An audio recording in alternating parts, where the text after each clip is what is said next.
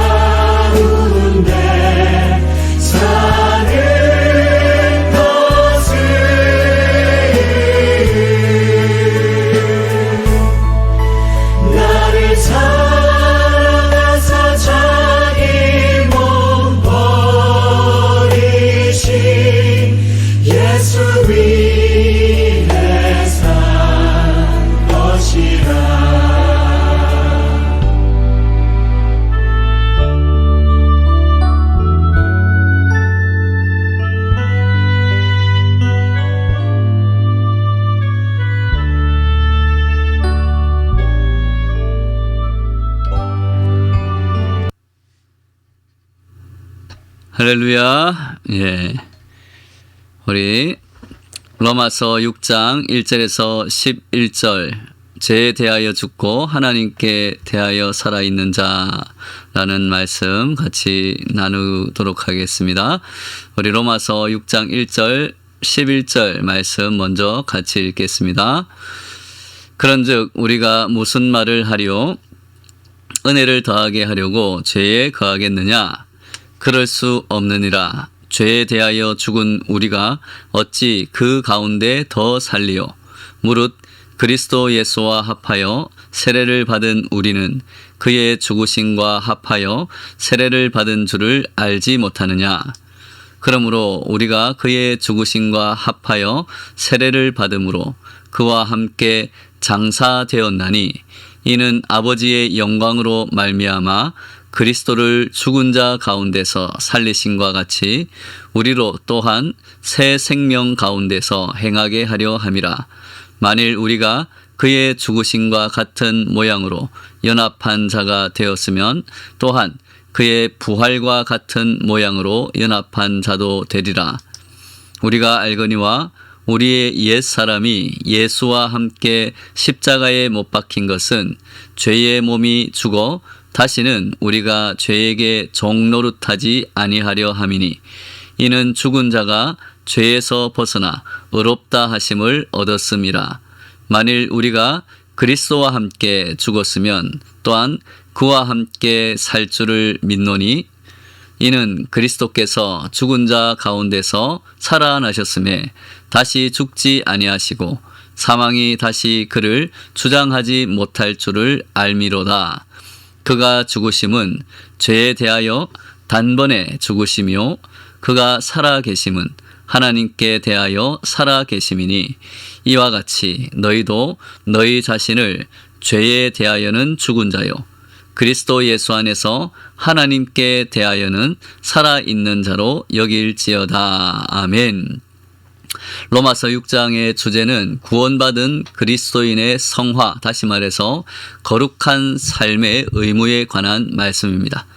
하나님의 법 앞에는 우리 모두가 다 죄인이라고 율법은 말하고 있습니다. 그래서 예수 그리스도께서 죄인인 나를 구원하셨다는 사실을 생각할 때 하나님의 은혜가 더 크게 느껴지게 됩니다. 곧 자신의 죄인됨을 더 잘 아는 사람일수록 은혜를 더 누리게 된다라는 말씀입니다. 그러면 이런 질문이 가능할 수도 있습니다. 우리가 하나님의 은혜를 더 많이 누리기 위해서 죄를 더 많이 지어야 하는 것인가? 이에 대해서 바울은 먼저 이렇게 묻고 있습니다. 1절 말씀에 그런즉 우리가 무슨 말을 하리요? 은혜를 더하게 하려고 죄에 거하겠느냐? 그리고 그의 대답은 무엇입니까? 2절 상반절에 그럴 수 없느니라고 바울은 말합니다. 은혜를 누리자고 죄를 더 지어서는 안 된다라는 것입니다. 그것은 있을 수 없는 일이다고 바울은 단호하게 말하고 있습니다. 은혜를 더 얻으려면 죄를 더 지어야 한다는 그 말 자체가 틀린 가설이라고 말하는 것입니다. 바울은 은혜를 더하게 하려고 죄 속에 거할 수 없는 중요한 이유를 2절에서 말하고 있습니다. 2절 하반절에 보면 죄에 대하여 죽은 우리가 어찌 그 가운데 더 살리요라고 밝히고 있는 것입니다. 예수 그리스도를 믿음으로 구원받은 사람은 죄에 대해 죽은 사람이라는 것입니다. 죄에 대해 죽은 사람이 어떻게 죄 속에 거할 수 있겠느냐는 것입니다. 그러므로 바울은 그리스도인이 죄를 더 짓자고 하는 것은 어불성설이라고 단언하고 있습니다. 그리스도인이 거룩하게 살아야 할 근거, 거룩하게 살 수 있는 근거가 있다면 바로 죄에 대해서 죽었기 때문이라는 것입니다. 그런데 이것으로 끝이 아닙니다. 우리가 죄에 대해 죽은 근거로 바울은 세례를 언급하고 있습니다. 3절 말씀에 무릇 그리스도 예수와 합하여 세례를 받은 우리는 그의 죽으심과 합하여 세례를 받은 줄을 알지 못하느냐. 우리가 세례를 받았다는 것은 예수 그리스도와 함께 죽었다는 의미를 가지고 있습니다. 그런데 세례가 이전의 그러한 삶의 죽음만을 의미하는 것은 아니다는 것입니다. 8절, 9절 말씀에 보면 만일 우리가 그리스도와 함께 죽었으면 또한 그와 함께 살 줄을 믿노니 이는 그리스도께서 죽은 자 가운데서 살아나셨음에 다시 죽지 아니하시고 사망이 다시 그를 수장하지 못할 줄을 알미로다 하고 말씀합니다. 우리가 세례를 받아 그리스도와 함께 죽음으로 옛 삶이 청산된 이후로는 그리스도 안에서 이제는 새 생명을 얻고 부활한 자와 같이 되었다라는 것입니다. 그리스도인의 삶이란 과거의 죄와 죽음의 삶에서 벗어나 이제 그리스도 안에서 새로운 생명을 얻은 자, 새로운 생명으로 살아가는 부활의 삶을 살아가는 것입니다. 오늘 말씀에서 가장 중요한 단어는 4절에 있는 장사되었다에서 장사라는 단어입니다. 그리스도인들은 옛 삶에서 떠난 사람들, 옛 자아가 죽은 사람들을 의미합니다. 옛 자아가 죽었다는 것은 장사되었다는 것을 의미합니다. 오늘 본문이 강조하는 바는 우리가 거듭난 것이 완전한 죽음을 전제하고 있다는 사실입니다. 예수 그리스도의 부활이 언제 시작되었습니까? 바로 십자가 위에서 숨이 끊겨 장사 지내신 뒤에 부활이 일어났습니다. 마찬가지로 우리가 예수님을 믿는 그리스도인이 새 생명의 삶을 살기 위해 가장 중요한 것은 옛날에 자기가, 즉 죄인 되었던 우리들의 그 모습이 이제 예수 그리스도의 그 십자가에 못 박힌 것처럼 완전히 우리가 장사되는 것이다고 바울은 말하고 있습니다. 예수님께서 빌립보 가이사랴에서 제자들에게 누구든지 나를 따라오려거든 자기를 부인하고 자기 십자가를 지고 나를 따를 것이니라고 말씀하였습니다. 여기에서 자기를 부인하라는 말씀, 이 말씀은 온전히 죽으라는 의미입니다. 바로 이어서 예수님께서 25절에 누구든지 제 목숨을 구원하고자 하면 잃을 것이요 누구든지 나를 위하여 제 목숨을 잃으면 찾으리라고 말씀하셨기 때문입니다. 고린도후서 5장 17절 말씀에 그런즉 누구든지 그리스도 안에 있으면 새로운 피조물이라 이전 것은 지나갔으니 보라 새 것이 되었도다. 우리는 이 구절을 볼 때 새로운 피조물, 새 것이라는 말에 먼저 시선이 갑니다. 참으로 중요한 표현입니다.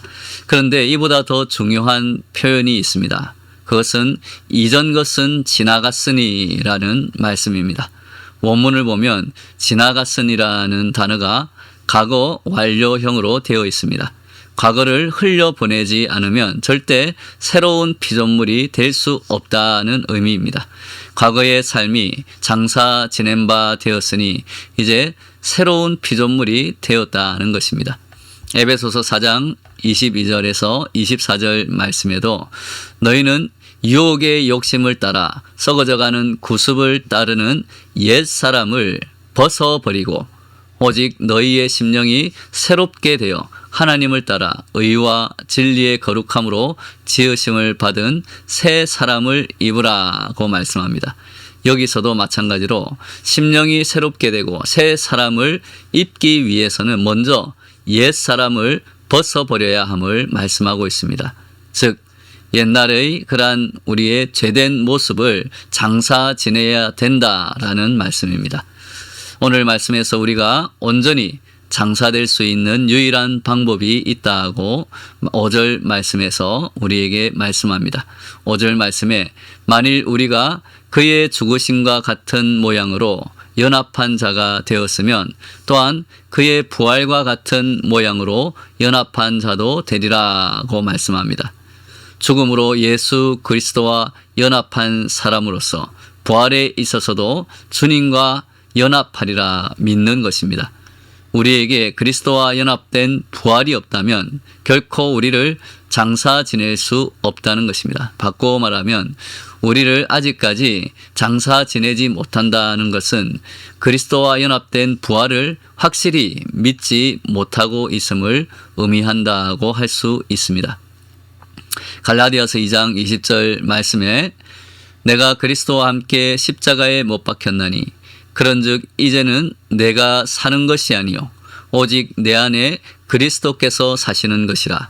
이제 내가 육체 가운데 사는 것은 나를 사랑하사 나를 위하여 자기 자신을 버리신 하나님의 아들을 믿는 믿음 안에서 사는 것이라. 아멘. 내가 죽으면 내 안에 그리스도께서 사신다는 말씀입니다. 그러면 내가 해야 할 일이 무엇입니까? 바울처럼 날마다 죽는 것입니다. 어떤 죄가 나를 유혹하든지 죄에 대해 나를 장사 지내는 것입니다. 하나님보다 나 자신을 더 사랑하려는 나를 장사 지내는 것입니다. 즉 바울처럼 이전에 자신이 귀하게 여겼던 모든 것들을 다 배설물처럼 버리는 것. 즉 이제는 죄의 유혹에 죽은 자처럼 완전히 장사 지낸 사람처럼 반응하지 않고 이제 새 사람을 입어서 오직 하나님이 주시는 그러한 하나님의 말씀, 하나님의 뜻, 또 예수님을 닮아가는 데만 내가 살아나는 그것을 바울은 이야기하고 있는 것입니다. 정말 우리가 구원받은 그리스도인으로 거룩한 성화의 삶을 살기 원한다면 할 일은 하나입니다.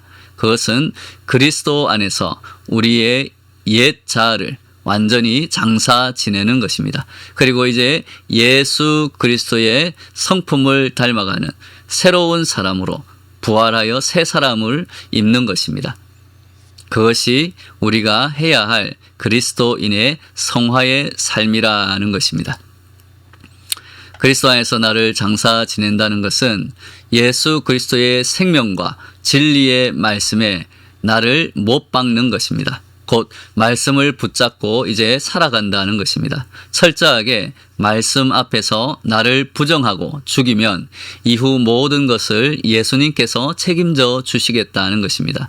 예수님의 생명으로 나에게 새로운 생명을 부어주시고 예수님의 권능으로 나를 세워주시고 나를 이끌어 주십니다. 또한 성령님의 그 열매들로 내 삶을 풍성하게 채워주신다는 것입니다. 예수님께서 마태복음 6장 33절에서 너희는 먼저 그의 나라와 그의 의를 구하라. 그리하면 이 모든 것을 너희에게 더하시리라고 약속해 주셨습니다. 여기에서 먼저라는 말은 우선 나 자신이 죽는 것을 의미합니다. 더하시리라는 말은 내가 예수님과 연합한 이후 하나님께서 모든 것을 책임지신다라는 뜻입니다. 사랑하는 여러분, 우리 모두가 이 말씀을 붙잡고 담대히 나아감으로 하나님께서 주시는 복된 삶과 영생의 기쁨을 충만하게 누리시기를 예수님의 이름으로 축원합니다. 아멘.